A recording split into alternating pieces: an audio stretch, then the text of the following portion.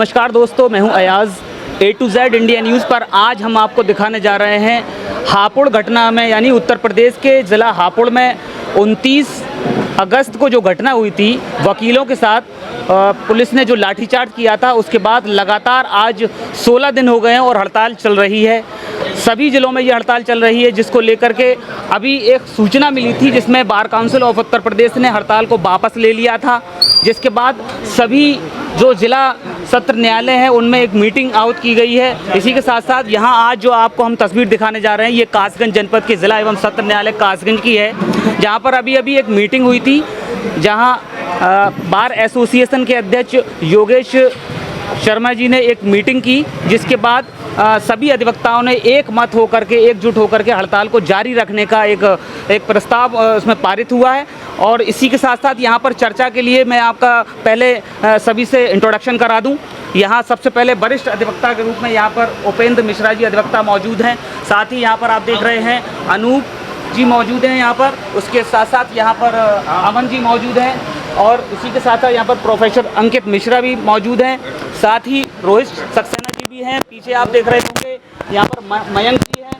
सभी अधिवक्ता हैं, सभी का मैं स्वागत करता हूँ इस प्रोग्राम में।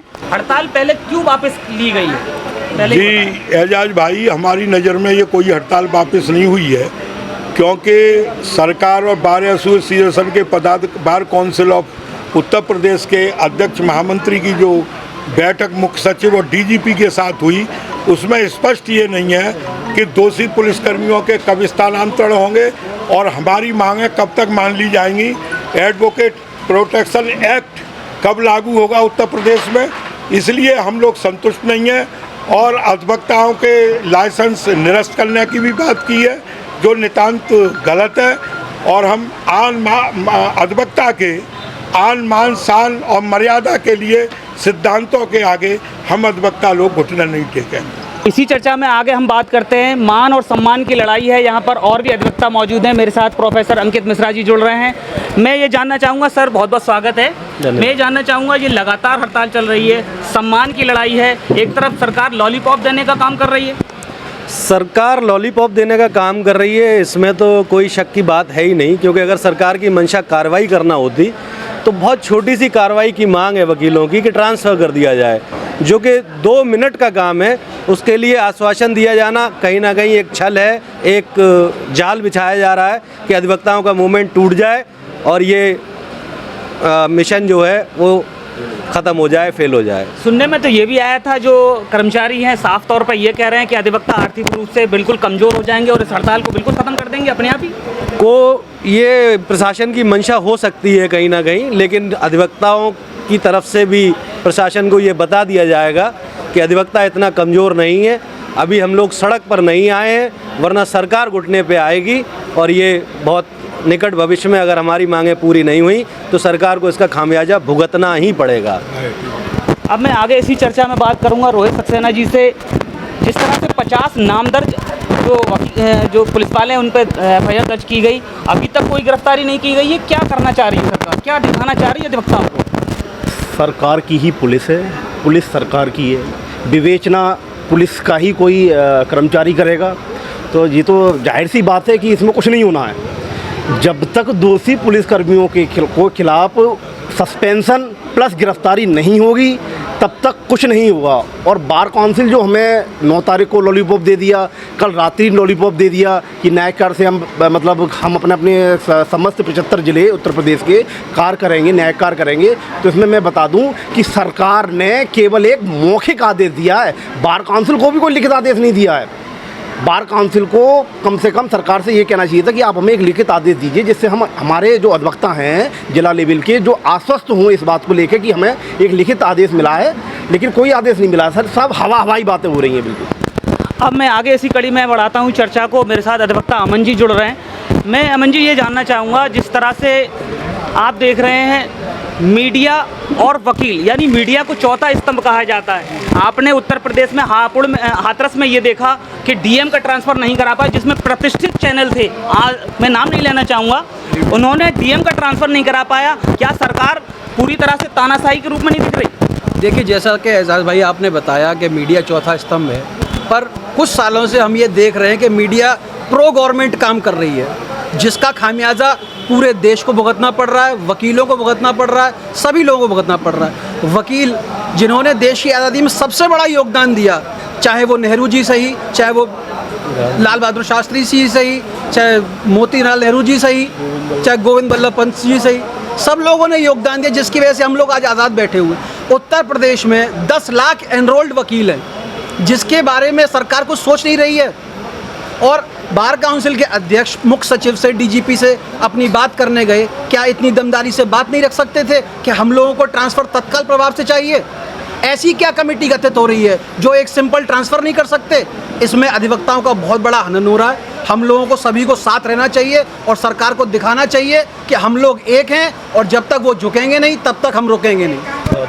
देखिए, त्याग तो करना पड़ते हैं। आपने देखा है पिछले जितने भी आंदोलन हुए हैं सब में त्याग करना पड़ते हैं। उसी तरह से 16 दिन बीत गए हैं और लगातार अधिवक्ताओं ने अपने कार्य को त्याग दिया है, न्यायिक कार्य को त्याग दिया है। लेकिन ऐसे में हम मेरे साथ जुड़ रहे हैं अधिवक्ता मयंक जी। मयंक जी, मैं ये जानना चाहूँगा, जिस तरह से सरकार की आवाज़ दुनिया में एक मिनट में फैल जाती है और कलम की ताकत हम ये देख रहे हैं बिल्कुल कमज़ोर नजर आ रही है। कलम की ताकत वकीलों एक क्या कहते हैं, बहुत ही उसको विद्वान और बड़ा सहनशील माना गया है, और उसके खिलाफ अगर गवर्नमेंट खड़ी है, अपने कुछ नुमाइंदों को प्रोटेस्ट कर रही है, तो वकील भी बेचारा अपना हड़ताल वही तो कर सकता है। अभी सड़कों पर तो वो आया नहीं है। जिस दिन वकील अगर उग्र होगा तो सरकार को खुद मुँह की खानी पड़ेगी और अपना आदेश तत्काल प्रभाव से लागू करना पड़ेगा। और एक बहुत पुरानी कहावत है, जब सैया कोतवाल तो फिर डर काहे का। जब जिस थाने में एफआईआर जिस लोगों ने घटना कारित की, वो अपने खिलाफ जांच कैसे कर लेंगे? हमारा ये उद्देश्य है, जब तक वो लोग हटेंगे नहीं तब तक कुछ मिलेगा नहीं।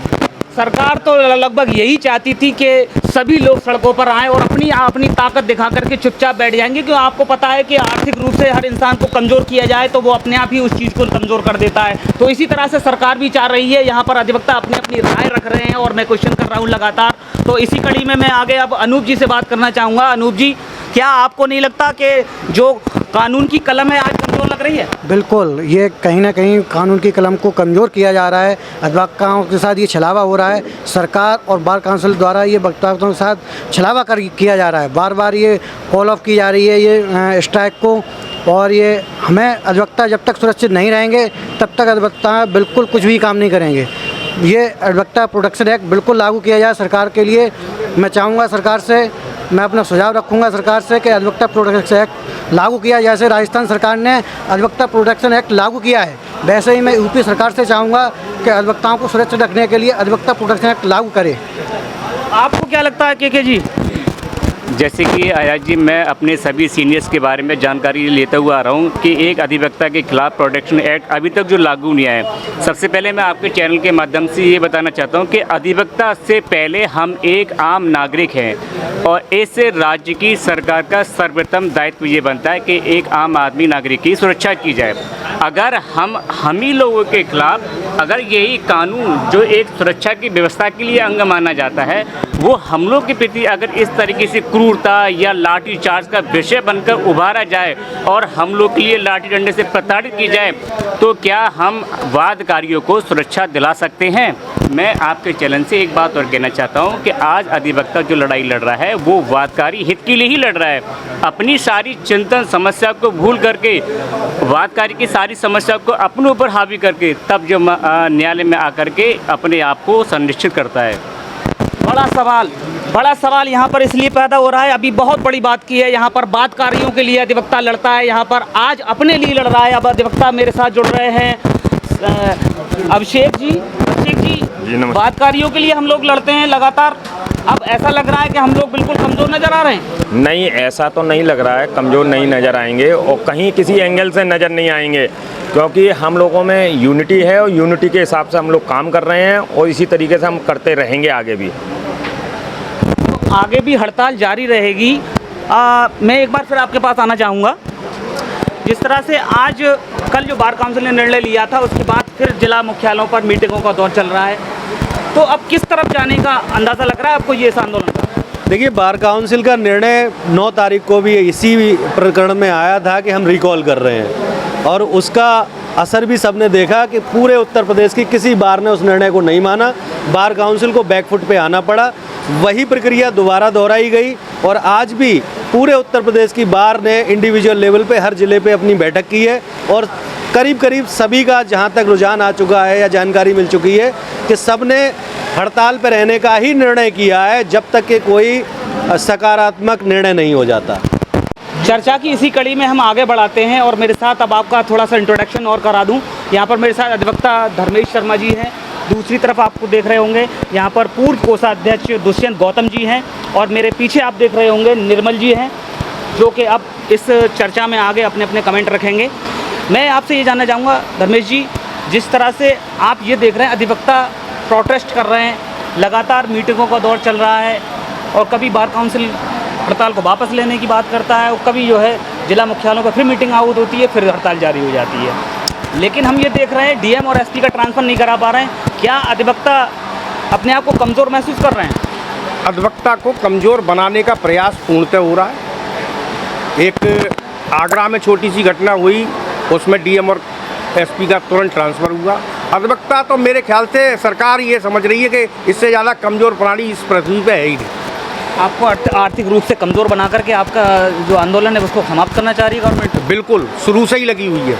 क्योंकि आप एक तरफ ये देख रहे हैं केवल कावड़िए जो हैं अपनी यात्रा लेकर के जाते हैं, उसमें किसी तरह का अवरोध उत्पन्न होता है और तुरंत ही एसपी का ट्रांसफ़र कर दिया जाता है। लेकिन आप लोग तो 16 दिन से लगातार हड़ताल पर है पूरे उत्तर प्रदेश में। ये विडम्बना है हम लोगों की कि सरकार हम लोगों के बारे में बिल्कुल नहीं सोच रही है और हमारे जो जनप्रतिनिधि हैं, जो 2500 मेंबर हैं बार काउंसिल के, उनने भी इस बारे में कोई कदम नहीं उठाने का प्रयास किया कि कोई भी घोषणा पहले करवाते सरकार से, उसके बाद कोई बात रखते, ना घोषणा हुई और अपनी तरफ से केवल कि हमारी सब मांग ली गई है। निरर्थक बात है ये। आपको क्या लगता है, एक तरफ कावड़ियों की यात्रा की वजह से एसपी का ट्रांसफ़र कर दिया जाता है, अधिवक्ता तो लगातार अपनी मांगों को लेकर के सड़क पर पहुंच चुके हैं, लेकिन सरकार नहीं जग रही? उत्तर प्रदेश के मुख्यमंत्री हठधर्मता पर हैं। बरेली के एसपी का ट्रांसफ़र 6 घंटे में हो जाता है। हमारे अधिवक्ता साथी 18 दिन से हड़ताल पर है, उनकी कोई नहीं सोच रहा, ना कोई जनप्रतिनिधि आकर मिल रहा है। ये केवल आंदोलन को कमज़ोर कर रहे हैं। जो उनके संगठन के लोग हैं, बीजेपी से मिले जो संगठन के लोग हैं, वो हमारे आंदोलन को लगातार कमज़ोर कर रहे हैं। वो जाकर वहाँ कह देते हैं कि हमारी बात हो गई है मुख्य सचिव से या किसी बड़े अधिकारी से बात हो गई है और लगातार स्ट्राइक को विड्रॉल कराने की कोशिश सरकार के द्वारा तरीके से की जा रही है। पर अधिवक्ता एकजुट है, एक साथ है, हम हापुड़ के वकीलों के साथ हैं और हम झुकेंगे नहीं जब तक कोई सार्थक परिणाम नहीं आता। आपको नहीं लगता आपकी कलम कमज़ोर नज़र आ रही है? एक तरफ सरकार के आश्वासन के बाद ही आप bar council of Uttar Pradesh मान जाता है? नहीं, हमारी ना तो हम कलम से कमज़ोर हैं, ना हम लाठी से कमज़ोर हैं। जो जिस भाषा में हमसे बात करेगा उस भाषा में उसको जवाब दिया जाएगा। जय हिंद, जय भारत और अधिवक्ता एकता जिंदाबाद। सभी वकील एकजुट हैं, एक साथ हैं। सरकार तो ये कहती है कि जो जिस भाषा में समझे उसको उसी भाषा में जवाब देना चाहिए। एक तरफ कावड़िए ट्रांसफ़र करा देते हैं, तुरंत ही 6 घंटे के अंदर एसपी का ट्रांसफ़र होता है, लेकिन आप लोग तो 16 दिन से स्ट्राइक पर हैं।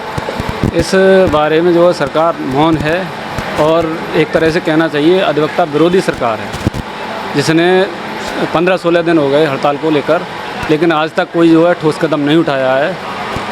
और मैं कासिमदार को धन्यवाद देता हूँ कि उसने जो है एक मजबूत कदम उठाया है और आगे भी जो है ऐसे ही कदम उठाती रहेगी कासिमदार। तो ये हड़ताल जारी है, दोबारा अभी मीटिंग हुई थी और हड़ताल पर जारी रहने का एक सहमति बनी है। मेरे साथ रोहित जी एक बार फिर जुड़ रहे हैं A to Z India news पर। इसी चर्चा को मैं आगे बढ़ा रहा हूँ। आप देख रहे हैं लगातार सरकार जो चाहती थी वही हो रहा है। जिस तरह से आम लोगों को सड़क पर लाया गया, पत्रकारों को सड़क पर लाया गया, जिस तरह से आपने हाथरस कांड देखा जिसमें चौथा स्तंभ संविधान का कहा जाता है पत्रकारिता, जिन्होंने एक डीएम का ट्रांसफ़र नहीं करा पाया, इसी तरह से सेम उसी तरह वकील अभी तक ना एसपी ना सीओ ना डीएम किसी का भी ट्रांसफ़र नहीं करा पाया। देखिए, हमारे उत्तर प्रदेश के 75 ज़िले के समस्त अधिवक्ता हापुड़ अधिवक्ता के कंधे से कंधे मिलाकर खड़ा हुआ है। जब तक हापुड़ के अधिवक्ताओं को न्याय नहीं मिलेगा तब तक हम सभी अधिवक्ता उनके साथ खड़े हुए हैं। और रही बात बार काउंसिल की, बार काउंसिल एक बार को सरकार का समर्थन कर रही है, क्योंकि 9 तारीख को भी जो उनका आदेश था हड़ताल वापस लेने का, उसमें भी साफ तौर से दिखाई दिया उन्होंने सरकार का समर्थन किया। कल रात्रि भी उन्होंने सरकार का ही समर्थन किया। ना ही कोई लिखित आदेश सरकार ने दिया जो कि एक आश्वासन माना जाए, मौखिक कह दिया। किसी न्यूज़ चैनल पे कुछ चल रहा है, किसी पेपर पे कुछ लिखा जा रहा है, किसी पे कह रहे हैं कि अधिवक्ताओं पे कार्रवाई होगी, किसी में कह रहे हैं कि दोषी पुलिसकर्मियों। मैं यही रोकना चाहूँगा, आपको लग रहा है कि अधिवक्ताओं को भी दो फाड़ कर दिया है जिस तरह से मीडिया को दो फाड़ किया है सरकार ने? कोई सहमत हो रहा है, कोई विरोध कर रहा है, क्या लग रहा है? सरकार अधिवक्ताओं के मध्य राजनीति कराना चाह रही है कि कोई ऐसा कारण हो जो अधिवक्ता दो फाड़ हों और इनके ये लोग न्याय कार्य करें और हड़ताल से वापस आएँ। सरकार की यही मंशा है कि आपको तो इसी चर्चा को हम यहाँ पर ही ख़त्म करना चाहेंगे, लेकिन इस कवरेज को लगातार आपके तक हम पहुँचाते रहेंगे।